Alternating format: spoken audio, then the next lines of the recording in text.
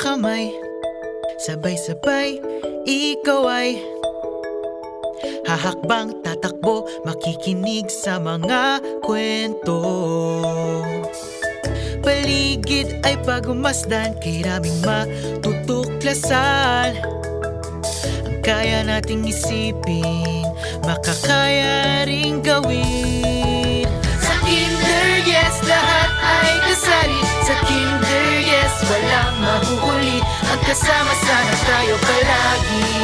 Yes na yes! Ito ang Kinder, yes. Ang Kinder, yes. Kinder, yes! Magandang araw! Kumusta kayo? Hulaan nyo kung anong laman ng bag na ito. Bibigyan ko kayo ng clue. Ito ay tinatawag na Go Bag. Alam nyo ba kung anong laman ng Go Bag? Pagkain? Laruan? Alagang hayop? May clue pa ako. Ang Go Bag ay inihahanda para may magamit kapag may mga emergencies tulad ng lindol, sunog, o kaya naman mataas na pagbaha dahil sa matinding bagyo. May hula na ba kayo kung ano ang laman ng Go Bag? O sige, bago natin tignan ang laman nito, gusto ko muna kayo batiin ng magandang araw!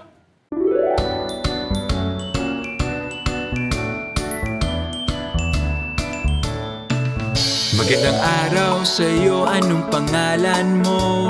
Natutuwa ako ngayong magkasama tayo. Magandang araw sa'yo, anong pangalan mo? Ako si Teacher Uno, ikaw naman si...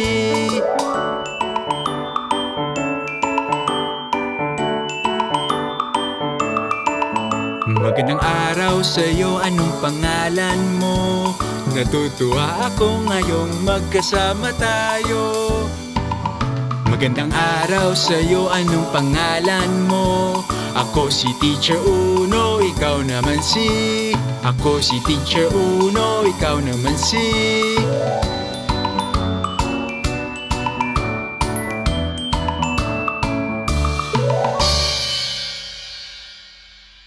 Ang Go Bag ay naglalaman ng mahahalagang bagay para maging handa sa anumang panganib.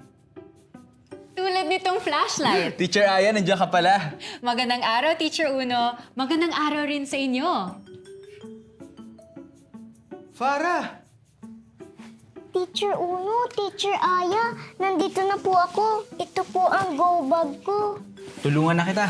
Bakit parang ang bigat naman ng go bag mo? Dapat madali lang bitbitin.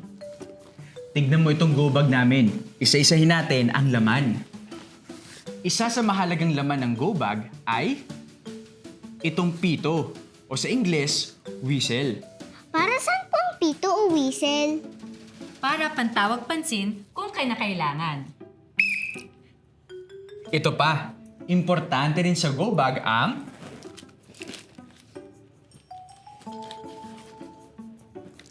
Pagkain na tubig! tama. Mabuti na yung meron tayong nakatabi nito para hindi tayo magugutom kung sakaling may di magandang mangyari.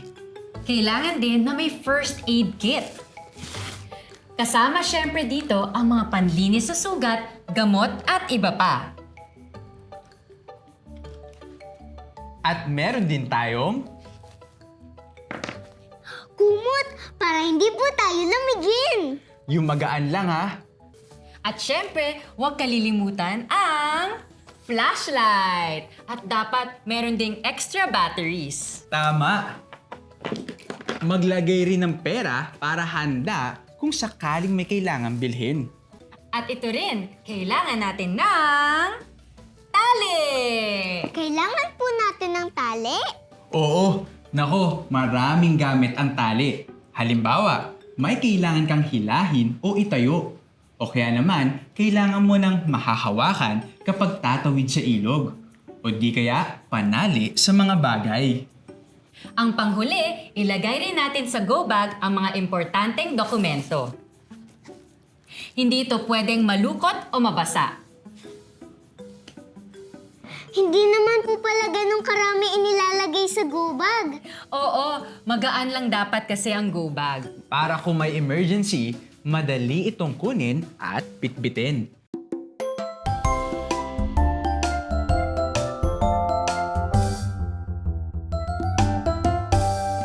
Kwento, kwento, lumapit halina, tayo'y magbabasa. Kwento, kwento, bibig na tahimik, tengang nakikinig. Narito na ang ating kwento, kwento, kwento, kwento. Ready ka na ba sa kwento natin? Ang lindol ay isang natural na kalamidad. Natural na kalamidad? Ano po yun? Ibig sabihin, ito'y pangyayari sa kalikasan na mapanganib. Halimbawa ay ang pagsabog ng bulkan at matinding bagyo na nagdudulot naman ng matataas na pagbaha. Mapanganib sa tuwing may kalamidad at tungkol dyan ang kwento natin ngayon. Ang pamagat nito ay ang lindol sa aming bayan. Handa na kayong makinig? Simulan na natin. Ilang araw pa lang nakalilipas nang sumabog ang bulkan sa bayan namin. Wala naman nasaktan, pero posibleng magkalindol. Kaya naman, pinaghandaan namin ang lindol. Kahit pa hindi sigurado kung kailan ito mangyayari. Mapanganib ang lindol. Maaaring gumuho ang mga bahay at gusali. Mabitak ang lupa at masira ang maraming gamit. Sa bahay namin, itinali ni tatay at ni ate ang mabibigat na mga gamit para daw hindi matumba kung sakaling yumanig ng malakas. Itinago naman ni lolo ang mga gamit na babasagin para hindi mahulog pag umuga-uga ang bahay namin. Tumulong ako kay nanay para hihanda ang go bag namin. Pagkatapos suriin ni tatay kung matibay pa ang pinto, dingding at ibang bahagi ng bahay, nag-usap-usap kami. Ano-ano ang mga naging paghahanda ng pamilya? Napag-usapan namin na kung sakaling magkagulo, sa parking lot ng plaza kami magkikita-kita. Laging may babala sa radyo. Sinasabi nilang dapat maghanda. Lalo akong natakot. Bakit natatakot ang bata sa kwento? Ikaw, Farah, sa tingin mo, bakit kaya? Natatakot po siya magkagulo. Natatakot din po siya masira ang bahay nila. Lumipas ang ilang araw. Hindi lumilindol. Nabawasan ang kaba sa dibdib ko. Hindi na po ba lilindol?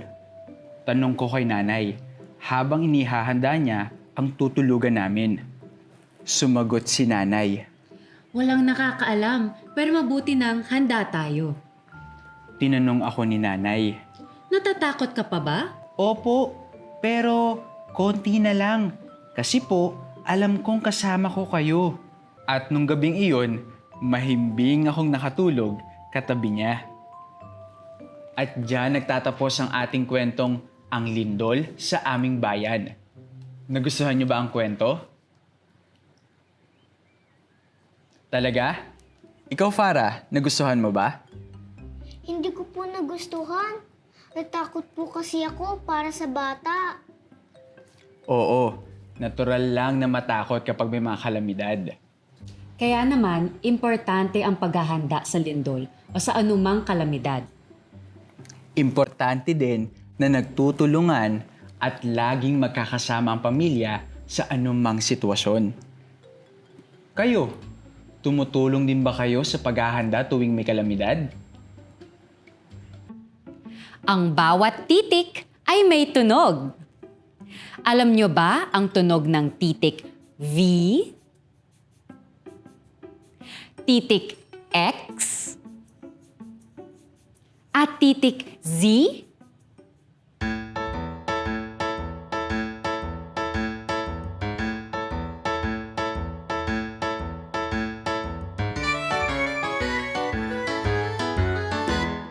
Sabi ng V ay V, sabi ng V ay V.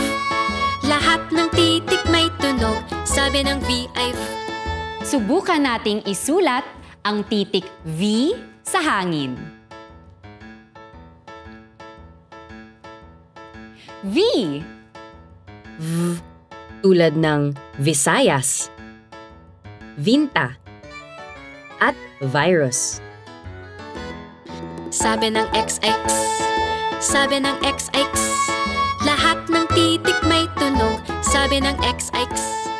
Ngayon, isulat naman natin ang titik X. X. Tulad ng exit, six, at box.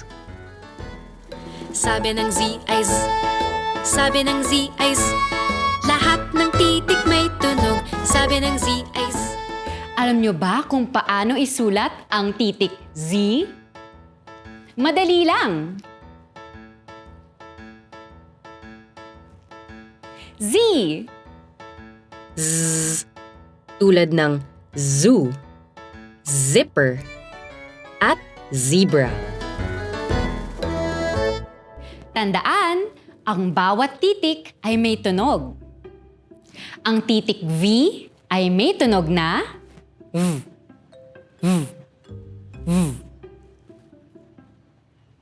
Ang titik X ay may tunog na X.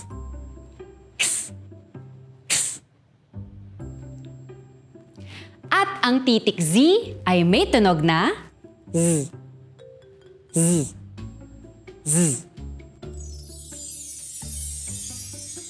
Alam nyo ba kung ano-ano ang mga ito? Ito ay mga bagay na kailangan pagsamasamahin, pero kailangan mo nang alisin ang naiiba sa bawat grupo.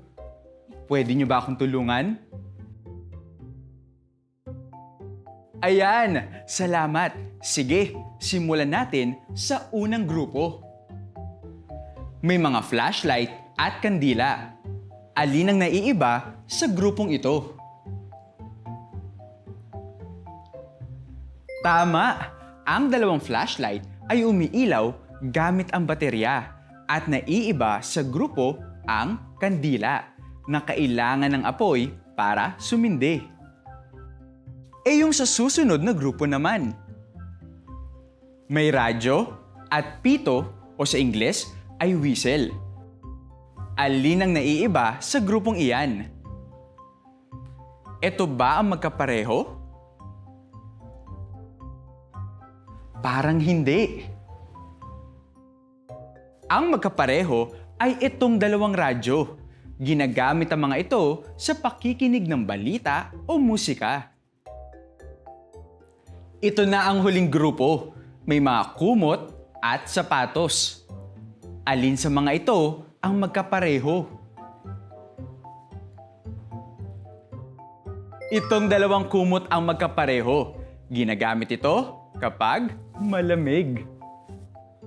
Mahusay! Napagsama-sama nyo ang mga bagay na magkakapareho. Subukan nyo rin tumingin sa paligid at tignan kung ano-ano ang mga magkakapareho. Nandito na uli ang ating... Mahiwagang kahon! Ang kahon na nagbibigay sa atin ng... Kung ano-ano! Bigkasin na natin ang mahiwagang tula. O kahon, kahon! Bigyan mo kami ngayon ng sorpresang gagamitin sa aming likhang sining! Parang alam ko na to. Mga tissue core! Ano po kayong pwedeng gawin sa mga ito? Alam ko na. Pwede natin itong gawing mga binoculars. Binoculars? Ano po yun? Gumagamit tayo ng binoculars kapag may mga bagay tayong gusto makita mula sa malayo ng mas malinaw. Pero sa ngayon, gagawa muna tayo ng laruang binoculars gamit ang mga ito. Laruan? Mukhang masaya po yun, Teacher Uno. Simulan na po natin ang paggawa. Kayo, samahan nyo rin kami sa paggawa. Kailangan nyo lang ng 2 tissue cores. Maliban sa mga tissue cores, kailangan din ng pandrawing at pangkulay, colored papers, gunting, at pandikit. Ang una nating gagawin ay didisenyohan ang mga tissue cores. Maaari kayong gumamit ng mga colored papers o di kaya colored markers. Tulad po nito. Tama ka dyan, Farah. Ang susunod naman ay pagdidikitin na ang 2 tissue cores. Para mapagdikit, gagamitin natin ang pandikit. Siguraduhin patutuyuan nyo ng mabuti ha. Tapos na po. Kami rin! Kitang-kita ko na po kayo, Teacher Aya, Teacher Uno. Alam mo, mas masaya kung sa labas natin ito gamitin. Sige po, punta po tayo sa labas para makakita ng iba pang bagay. Gamit po ang bagong binoculars natin. Teka, sama ako sa inyo. Pero bago tayo lumabas, magpaalam muna tayo sa kanila. Ang dami mga ibon. Sana nasihan kayo sa mga ginawa natin ngayong araw. Sana hindi lang kayo nasiyahan. Sana ay natuto rin kayo. Sa tingin ko, nasiyahan natututo po sila. Kasi ako, masayang-masaya at marami natututuhan. Tuwing kasama ko po kayo, Teacher Una, Teacher Aya. Maraming salamat, Farah. Tandaan nyo ang mga napag-usapan natin ha. Kung gusto nyo ng makakasama at makakakwentuhan, balik lang kayo rito. Hanggang sa muli!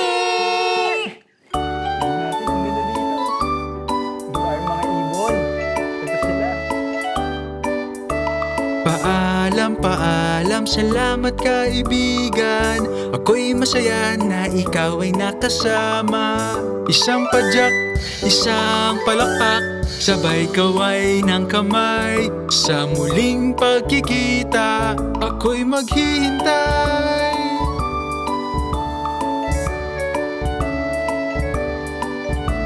Paalam, paalam, salamat kaibigan. Ako'y masaya na ikaw ay nakasama. Isang padyak, isang palakpak, sabay kaway ng kamay. Sa muling pagkikita, ako'y maghihintay.